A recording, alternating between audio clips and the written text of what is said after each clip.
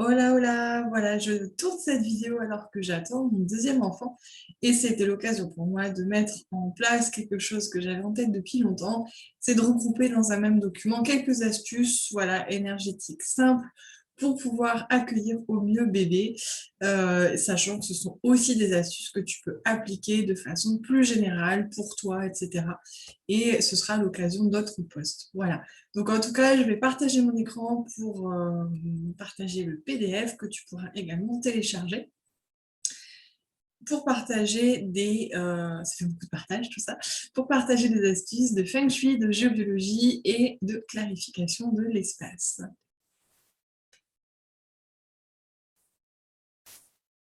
Voilà, alors, bébé arrive, c'est une bonne nouvelle, en tout cas je t'en félicite, et je te souhaite de pouvoir bien préparer l'espace dans lequel il va arriver. C'est aussi une façon de se préparer soi et voilà, de préparer le lieu, de donner de l'espace à l'enfant. Et chacun fait à sa façon, à sa méthode. Il n'y a pas forcément besoin d'avoir un grand espace, voilà, une chambre spéciale, etc. Mais je trouve ça intéressant de réfléchir, en tout cas, dans quel environnement va être l'enfant qui arrive. Donc voilà, quelques petites astuces. On va commencer avec des astuces de géobiologie. Donc, tu le sais sûrement, je suis énergéticienne, notamment pour les lieux. Je travaille sur les lieux pour qu'ils soient sains, soutenants, riches, voilà, pour les habitants et qui résonnent bien à la fois pour eux-mêmes et pour les habitants, qu'il y ait une bonne cohabitation entre les deux. Et la géobiologie, c'est aussi tout ce qui est détection des cours d'eau, des réseaux, etc. Mais là, des ondes électriques, magnétiques, etc. Là, je vais surtout te parler de quelques paramètres qui sont accessibles pour toi sans appareil, juste comme ça, des préventions, des petits points que tu peux checker avant l'installation de l'espace. Donc dans la géobiologie, on fait aussi attention à la qualité de l'air et dans cette qualité de l'air, on retrouve comme polluants possibles les COV, composés organiques volatiles, dont le formaldéhyde est le plus connu. Ce sont des gaz invisibles, très volatiles du coup, souvent inodores et qui nuisent fortement à la qualité de l'air. Ils peuvent mettre vraiment plusieurs semaines à se libérer et peuvent imprégner les textiles environnants. C'est bien pour ça que je t'en parle. Et on les retrouve principalement dans les accessoires de déco et le mobilier que l'on achète. Donc, quand je dis accessoires de déco, ça va être les tapis, ça va être les rideaux, ça va être les coussins, ça va être la moquette, ça va être certains planchers qui ne sont pas du bois massif. Ça va être donc des meubles, évidemment, ça va être de la déco, ça va être dans les meubles, notamment tous ceux qui sont faits en mélaminé avec de la colle dedans. Voilà, parce que les COV, on les retrouve beaucoup dans la colle, dans les peintures aussi. Donc voilà, c'est vraiment typiquement le type de pollution qui va s'accentuer fortement quand on rénove une pièce. Et c'est souvent le cas quand on rénove ou qu'on aménage un espace, en tout cas, pour l'arrivée d'un enfant. Donc ça, c'est un bon point pour le coup, pour l'occasion. C'est que quand on achète d'occasion les meubles, ils ont eu le temps en fait de lâcher tout leur COV ailleurs et du coup on achète des produits qui sont beaucoup plus sains à ce niveau-là. Voilà. Donc ça, c'est vraiment le premier point. Effectivement, si tu achètes de l'occasion, il n'y a pas forcément besoin d'avoir ces précautions-là. Il peut y en avoir d'autres, mais là, ce sera plus de l'ordre de la clarification de l'espace, c'est-à-dire d'alléger en fait les potentielles charges de ce que tu achètes pour que l'objet, le meuble soit le plus léger possible et en adéquation avec ton énergie et celle du bébé. Mais pour les COV, du coup, c'est OK. Si tu achètes neuf, ma foi, ça peut se comprendre, hein, on a parfois envie de se faire plaisir ou d'acheter du matériel spécifique. Je t'invite vraiment à laver au maximum les textiles, donc les laver plusieurs fois, même dans certains contextes, avant de les poser. Ça peut être aussi de les mettre en extérieur quelque temps, par exemple, tu les mets sur le fil à linge, ce sont des rideaux, des choses comme ça, s'il fait beau, pendant plusieurs jours. Et tu les laves aussi. Voilà. Pour les meubles, où tout est accessoire déco, l'idéal, c'est vraiment d'aérer au maximum avant montage, en fait, avant installation dans le lieu fermé. Donc pour ça, tu peux déballer tout simplement et écarter chaque planche du meuble pour que l'air circule, ventile. Si tu n'as pas d'extérieur, tu as peut-être un garage qui peut être ventilé et qui est quand même un environnement fermé, mais dans lequel tu es moins, et dans lequel il y a aussi potentiellement moins de textile qui va s'imprégner de ces COV. Donc ça peut être l'astuce, voilà. Idéalement, c'est pareil, c'est de laisser plusieurs jours, voire plusieurs semaines. Je sais que c'est pas toujours possible. Et dans ce cas, voilà, dernière étape, dernière possibilité, c'est d'installer dans la chambre, si c'est la chambre du bébé par exemple, mais de le préparer pour le coup bien en avance, avant l'arrivée du bébé, de sorte à pouvoir aérer sur du long terme cet espace. Voilà, tu fermes la porte de la chambre et tu ouvres un max avec la fenêtre, quitte à laisser l'aération du Velux ou l'oscillobattant ouvert un maximum, plusieurs semaines si c'est possible. Voilà. C'est valable aussi si tu refais des peintures, parce que la plupart des peintures contiennent des COV. Et ça, c'est voilà, c'est vraiment aéré. Donc la peinture, pour le coup, tu peux pas la mettre en extérieur avant, mais c'est d'aérer, aérer, aérer, aérer. Un indicateur, ça va être l'odeur, mais ça ne suffit pas. Voilà, c'est pas les COV ne sont pas forcément n'ont pas forcément d'odeur. Donc ça, c'était la première étape sur les COV. Et tu peux tout à fait, du coup, sur des précautions qui sont valables, pas que pour la chambre du bébé, mais pour toute installation, nouveau meuble, etc. Là, on va rentrer dans la partie géobiologique, plus pragmatique aussi, avec les champs électromagnétiques, qui sont tout ce qui est basse fréquence et haute fréquence, que l'on a autour de nous, c'est normal, les basses fréquences, ça va être généré par notre installation électrique et tout ce qui est raccordé, branché. Voilà, les lignes aussi, raccordement électrique, téléphone. Et les hautes fréquences, c'est plus tout ce qui est lié au téléphone portable, à la Wi-Fi, etc., etc. Donc, quelques éléments clés, c'est qu'en fait, l'idéal est d'avoir un lieu de repos ressourçant, le moins exposé possible à ces champs-là, qui sont en fait des champs qui, selon le niveau d'exposition, peuvent vraiment générer des perturbations au niveau du physique. Et donc, un bébé, en plus, est beaucoup plus perméable, beaucoup plus sensible à tout ça. Son corps n'est pas encore fini d'être constitué et vraiment, ça le traverse davantage, ça l'impacte davantage. Et des fois, il y a un environnement qui est encore plus amplifié en termes d'ondes électromagnétiques, de champs électromagnétiques autour du bébé. Donc voilà, je te donne justement quelques astuces pour limiter au maximum tout ça. La première chose, ce sont les babyphones. Les babyphones, c'est clair que c'est pratique. Ça permet de pouvoir être dans le jardin ou en bas, tout en ayant le bébé qui dort et en sachant qu'on peut l'entendre sans problème. Aujourd'hui, il existe même des babyphones connectés avec webcam, etc., qui permet de voir ce qui se passe. C'est vrai que c'est pratique, mais par contre, attention, ils sont vraiment assez polluants, notamment tous les connectés, s'il y a Wi-Fi, Bluetooth ou que ça fonctionne avec le téléphone sans fil. Là, vraiment, je t'invite à préférer des modèles plus simples, des modèles à pile ou des modèles sur batterie ou qui se branchent sur secteur, mais dans ces cas-là, de brancher sur une prise éloignée du lit. Le babyphone n'a absolument pas besoin d'être collé au bébé, voire même dans le lit. Il capte très bien aujourd'hui les sons et il peut être à 1 mètre, 2 mètres sur la commode sans problème. Voilà, donc d'essayer d'avoir un espace en fait de séparation entre l'enfant et le babyphone. Si vous choisissez quand même des babyphones connectés pour des choix personnels, je vous invite à l'éloigner également et à mettre le babyphone côté porte d'entrée et d'avoir le bébé après le babyphone en fait. Dans le sens où si le babyphone et de l'autre côté du bébé, les ondes vont devoir traverser l'enfant pour pouvoir arriver au rez-de-chaussée. Donc, bien sûr, il y a un champ ambiant, environnant, qui est généré, mais ça va déjà limiter. Donc voilà, par exemple, le mettre sur une penderie qui est plus proche de l'entrée de la porte, ça permet en plus de voir en hauteur le bébé, et puis de bien voir au niveau du lit, et puis d'éviter que le bébé soit trop traversé par ces ondes. C'est un vrai point important. Et d'utiliser le babyphone que quand c'est nécessaire.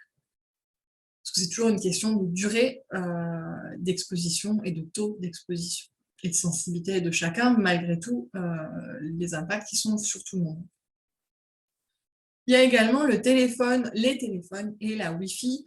Alors, les téléphones, il y a le téléphone portable, évidemment, et il y a le téléphone sans fil, qu'on appelle les téléphones DECT, qui sont vraiment à limiter en utilisation à côté du bébé. Alors, je sais qu'aujourd'hui, on est très connecté, qu'on a souvent le téléphone dans la poche, voire même, même quand on est enceinte, des fois. Et ça, vraiment, je le déconseille très fortement parce que ce sont des champs des hautes fréquences, pardon, qui sont vraiment, vraiment très nocives et qui en plus sont en alternance perpétuelle parce que ça cherche le réseau, parce qu'on envoie ou on reçoit un message, parce qu'on va faire une recherche internet, etc. Donc ça ne veut pas dire vivre dans une grotte et reculer. Bien sûr, on peut utiliser toutes ces technologies qui sont fort utiles, mais de limiter, par exemple, quand tu dors ou quand tu es en voiture, tu le mets en mode avion ou hors ligne. Ce sont des moments où, de toute façon, on n'a pas à être dérangé. Donc, ça limite vraiment. Et après, quand on l'utilise, idéalement, c'est de mettre le téléphone sur un meuble qui n'est pas celui que l'on touche, d'être un peu à l'écart, 1 ou 2 mètres. Et puis, quand on doit le transporter, plutôt de l'avoir dans un sac plutôt que sur soi. Voilà. Donc pareil, évite de mettre le téléphone trop près du bébé dans la poussette, des choses comme ça, surtout de sa tête, de son cerveau. C'est vraiment important. Le mode avion, le mode hors ligne peuvent vraiment être des alternatives pour garder les fonctionnalités type heure, lumière, etc., qui peuvent être utiles par moment. Et puis tu utilises du coup la connexion que quand tu en as besoin.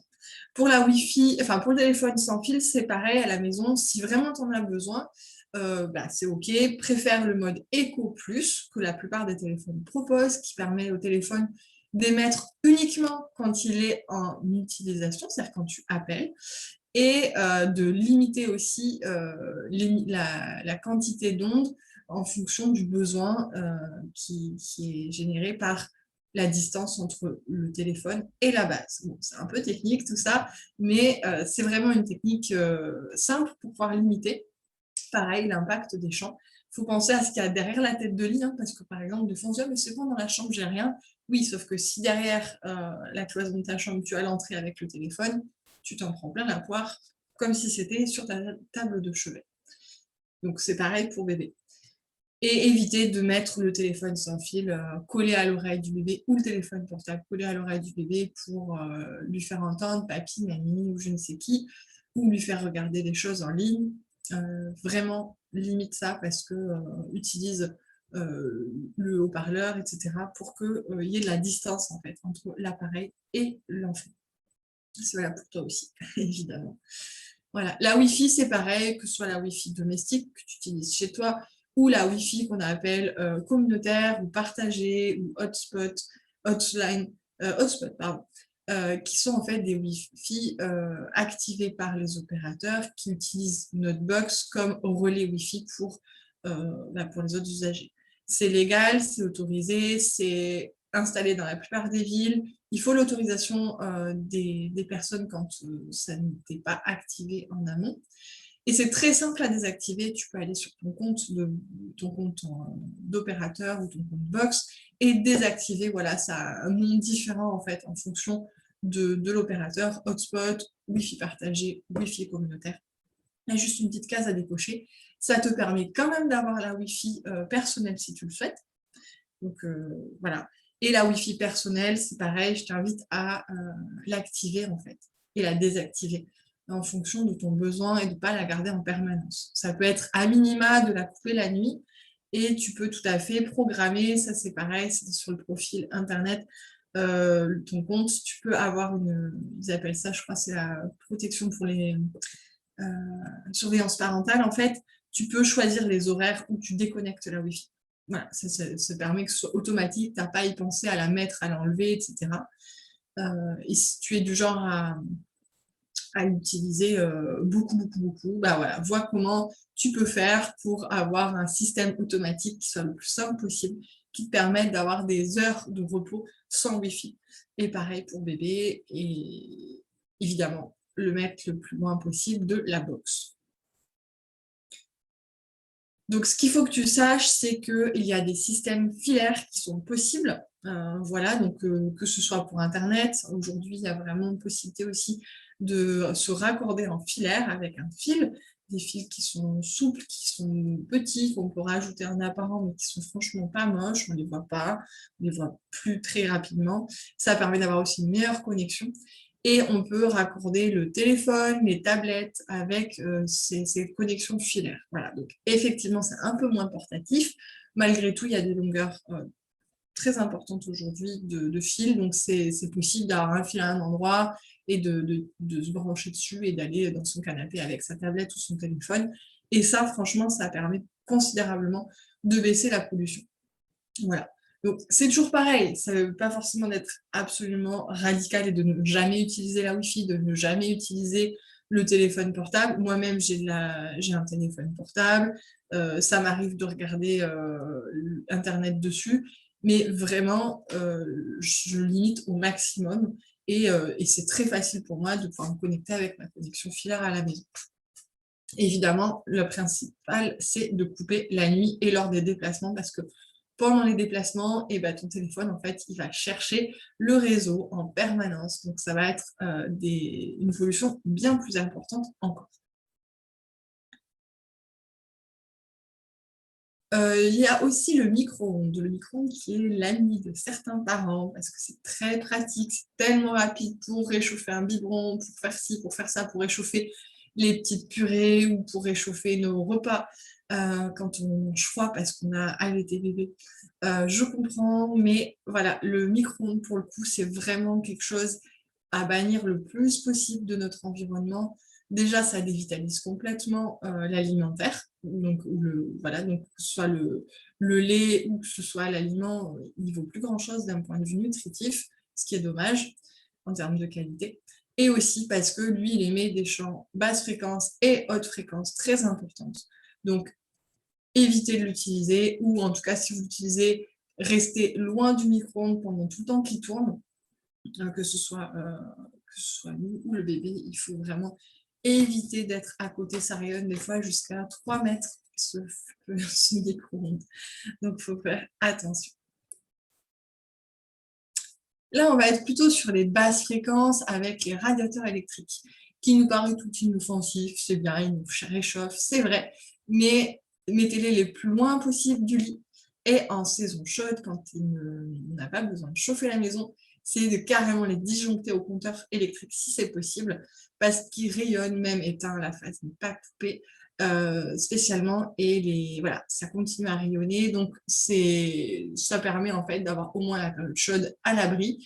C'est pareil, ça peut rayonner jusqu'à 1 mètre, 1,50 m, donc si on peut éloigner le lit un maximum du radiateur, c'est mieux. En termes de chaleur, en plus d'homogénéité de chaleur, c'est pas plus mal, et de sécheresse de l'air aussi. Les veilleuses, les guirlandes, toutes ces petites décos de lumière, voilà, que l'on peut aimer mettre dans la chambre, c'est préférer des modèles à pile ou sur batterie, ou d'éloigner du lit, les fils et les branchements compris. C'est-à-dire que si tu as des modèles à pile ou sur batterie, tu peux le mettre au niveau du lit, tu peux le mettre à proximité du bébé, il n'y a pas de souci.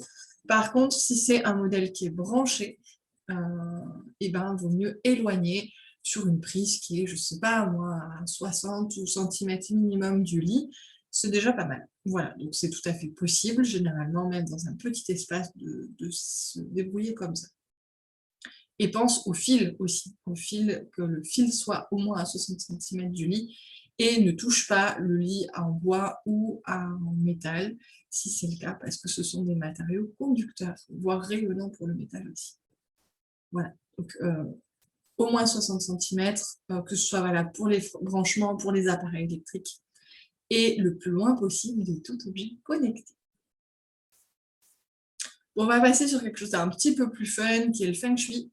Voilà, le feng shui dans la chambre du bébé.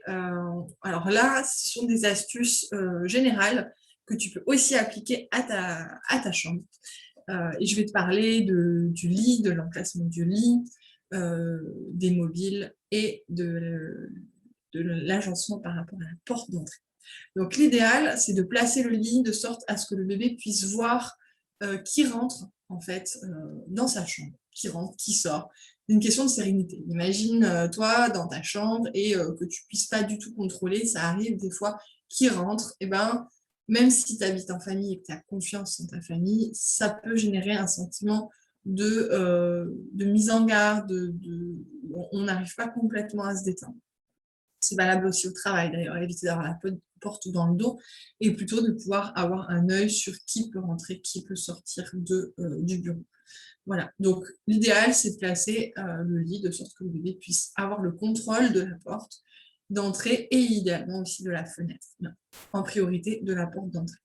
Surtout qu'au début, eh ben, il va quand même pas mal s'orienter avec le son et la vue et que du coup ça va vraiment lui permettre d'être plus serein. Favoriser aussi une tête de lit calme. Alors quand je dis tête de lit, c'est ce qu'il y a derrière la tête quand on est couché. Hein. Voilà. Donc là, ça peut être calme et sécurisant, c'est-à-dire d'éviter d'avoir des étagères juste au-dessus qui peuvent soit donner une impression d'oppression, soit avoir un risque de tomber.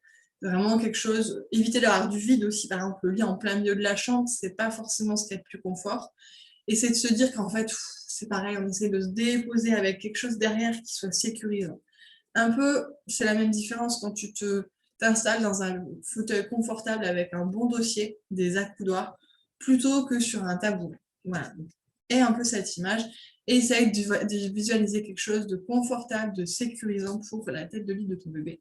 Ça peut être un mur que tu peins, tu mets un sticker, ça peut être un coussin, ça peut être une affiche calme, qui est juste scotché par exemple ou fixé avec des punaises sur le mur.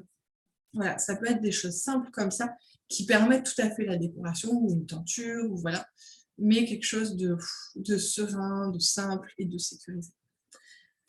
Là aussi, petite astuce, éviter les mobiles au-dessus du lit et les couleurs trop stimulantes au niveau de la zone de repos, parce qu'à cet âge-là, c'est vraiment important de pouvoir se reposer et que les couleurs très vives, ça va être stimulant. Les mobiles, ça va aussi éveiller leur curiosité, leur sens.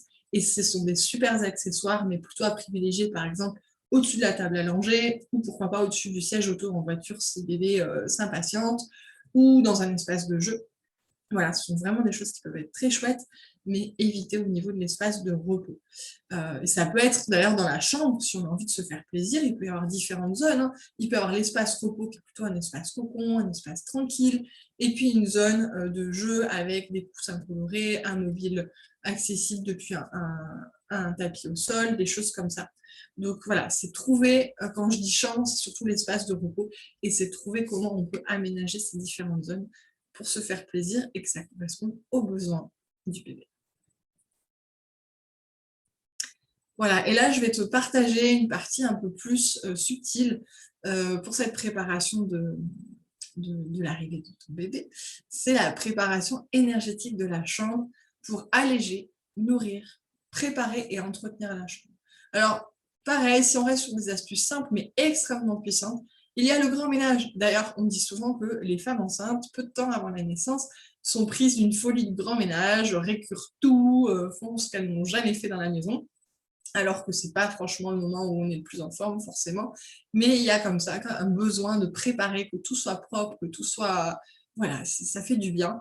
Et effectivement, ça fait du bien aussi énergétiquement, c'est-à-dire que ça libère des énergies qui peuvent avoir stagné pendant un certain temps, c'est apporter du nouveau, etc. Pareil pour le grand rangement, faire le tri, faire de l'espace en fait, faire de l'espace pour pouvoir accueillir quelqu'un et aérer. Voilà, ça c'est aussi une astuce toute simple, c'est d'aérer, pour faire circuler l'énergie, pour pouvoir la renouveler, pour pouvoir avoir un air de qualité et revigorant. Donc voilà, ça ce sont vraiment des astuces toutes simples, mais qui énergétiquement ont déjà un énorme impact.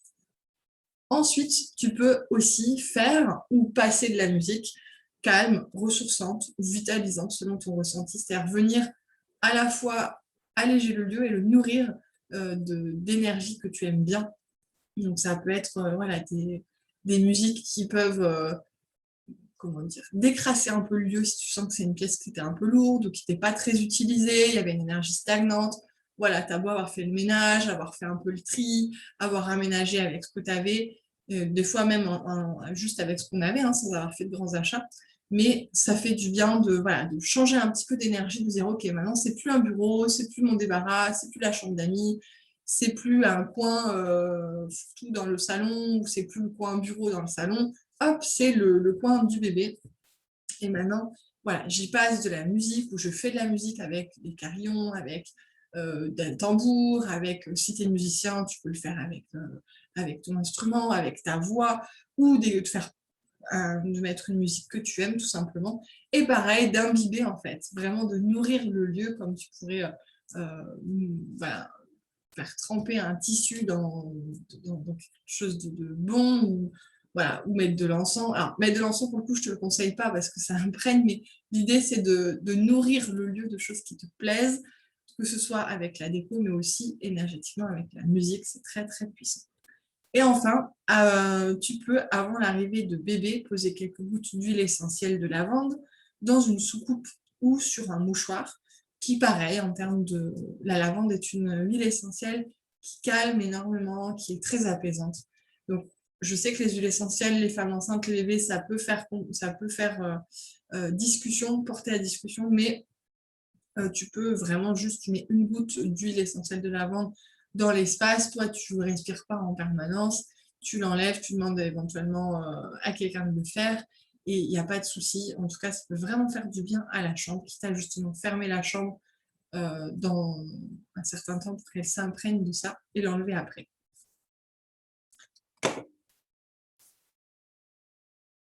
Et au niveau de la préparation aussi, excuse-moi, je reviens en arrière, ce n'est pas marqué sur le PDF, mais j'ai envie de te partager quelque chose.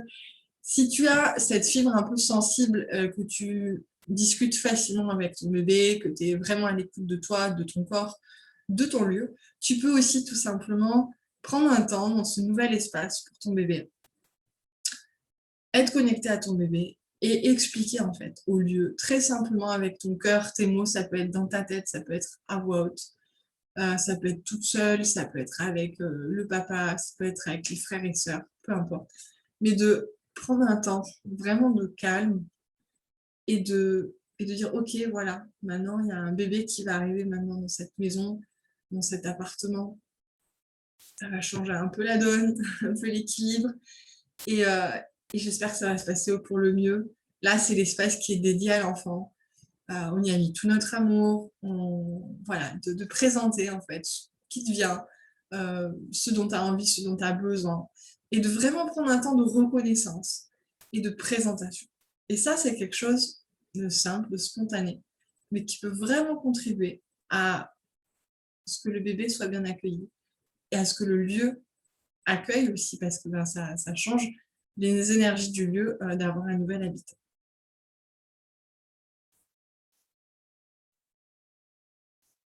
Et enfin, j'ai envie de rester sur une idée qui est simple, mais pareil, qui est tellement puissante, c'est la base en fait de tout, c'est de rester attentif, de ressentir, d'observer vraiment ce qui se passe. C'est-à-dire que de ne pas être forcément dans la projection ou dans l'analyse. Et au-delà de toute théorie, le plus important, c'est de rester connecté à soi, à son ressenti, à son bon sens, à ce qui nous fait vibrer, et d'observer aussi les réactions en fait du bébé, de nous, du lieu. Et dans ces cas-là, d'adapter. C'est-à-dire que si tu as très envie de mettre, je ne sais pas moi, telle affiche où il y a des couleurs vives à côté du lit du bébé, mais vas-y, si vraiment c'est un truc qui te fait très plaisir ou quelque chose qu'on t'a offert, ben voilà, on s'en fiche un peu de la théorie dans ces cas-là. La théorie, c'est bien pour donner des grandes lignes, pour donner des orientations, pour avoir des pistes s'il y a quelque chose qui cloche. Mais après, c'est vraiment, ce qui prône, c'est vraiment le ressenti, l'observation et d'être connecté à ce qui est juste pour nous. Donc, petite piste aussi, voilà, si tu vois que le bébé bouge beaucoup, qu'il change de position, qu'il est agité dans son lit, tu le retrouves toujours recroquevillé dans un coin du lit, ça peut être bien de changer l'emplacement du lit. Là, je parle plus d'un point de vue géobiologie naturelle. Ça se peut que le lit ait été placé sur une zone, ce qu'on appelle une zone géopathogène, c'est-à-dire une zone qui n'est pas bonne d'un point de vue de réseau tellurique ou de cours d'eau, etc. Et le bébé, en fait, il le sent et il ajuste son emplacement comme il le peut en fonction de ça. Donc là, c'est juste une question d'observation et tu peux tout simplement changer l'emplacement du lit. Et il vaut mieux parfois ne pas avoir le contrôle de la porte, mais avoir une zone géobiologique saine. Donc ça, on ne peut pas forcément le savoir en amont si tu n'as pas fait intervenir de géobiologue, mais tu peux tout à fait observer et essayer. Voilà, il ne faut pas hésiter à essayer. Et enfin, créer un environnement qui vous fasse du bien à vous, qui vous ressource vous, parce que le bébé, si nous on est bien, il a tendance à être bien. Si nous on n'est pas bien, il le ressent. Il est tendu, voilà, ça crée des crispations et il arrivera moins bien à se détendre. Donc c'est vraiment important que l'espace nous ressemble, nous convienne aussi à nous et qu'on n'oublie pas de penser à nous-mêmes dans les premiers temps. Même dans la préparation, on est très focal sur le bébé, c'est normal, c'est bien. Mais voilà, pensons aussi à nous et ça fera du bien au bébé. Voilà, donc je te souhaite une bonne préparation, vraiment une bonne préparation, un bon accueil.